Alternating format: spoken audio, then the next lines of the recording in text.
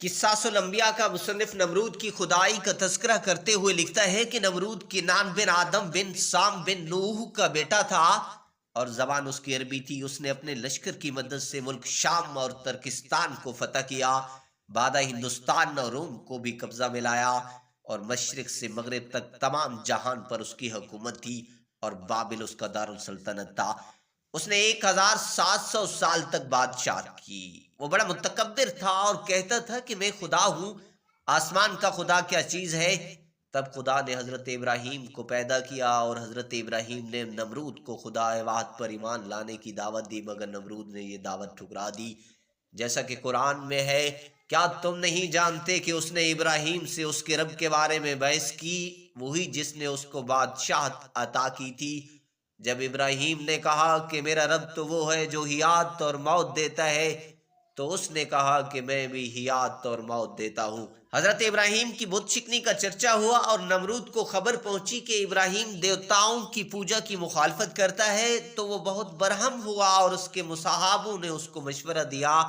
جیسا کہ قرآن میں ہے، اگر تو کچھ کرنا چاہتا ہے تو ابراہیم کو آگ میں جلا دے اور اپنے خداؤں کی نصرت کر۔ اور نمرود نے حکم دیا کہ ایک 4 دیواری ایسی بناؤ کہ احاطہ اس کا 12 کوس کا ہو، اونچائی اس کی 100 گز کی، اور منادی کرا دی کہ جتنے ہمارے دوست ہیں وہ لکڑی کاٹ کر لائیں اور اس احاطہ میں ڈال دیں۔ اور احاطہ لکڑیوں سے بھر گیا تو نمرود نے ان میں آگ لگوا دی، اور جب آگ کے شعلے آسمان تک پہنچے تو حضرت ابراہیم کو منجنیق میں رکھ کر آگ میں پھینک دیا گیا، اور زمین و آسمان کی تمام مخلوقات چیخ مار مار کر بارگاہ خداوندی میں عرض کرنے لگے کہ خداوند تیرے خلیل آگ میں ڈالے جا رہے ہیں، اور ان کے سوا زمین میں کوئی اور انسان تیری توحید کا علمدار اور تیرا پرستار نہیں، لہذا تو ہمیں اجازت دے کہ ہم ان کی امداد و نصرت کریں۔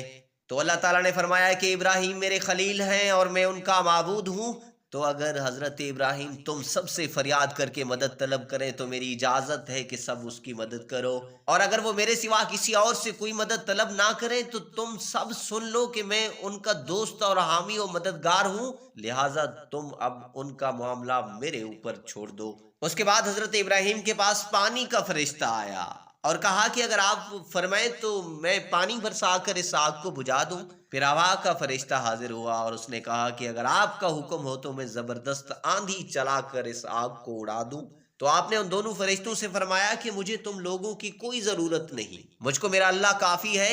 اور وہی میرا بہترین کارساز ہے، وہی جب چاہے گا اور جس طرح اس کی مرضی ہوگی میری مدد فرمائے گا۔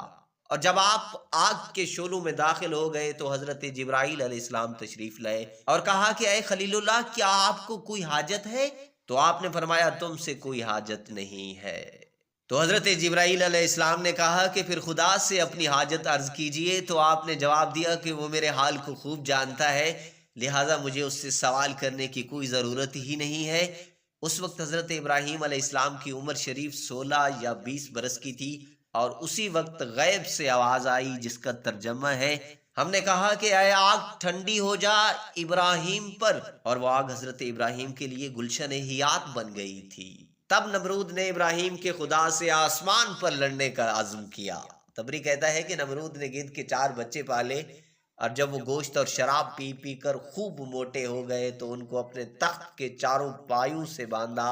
اور چاروں کونوں پر ایک نیزہ نصب کیا اور نیزے کی نوک پر گوشت لپیٹ دیا تاکہ گدھ گوشت کی لالچ میں اوپر ہی کی طرف پرواز کرتے رہیں، اور خود تیر کمان لے کر تخت پر بیٹھا،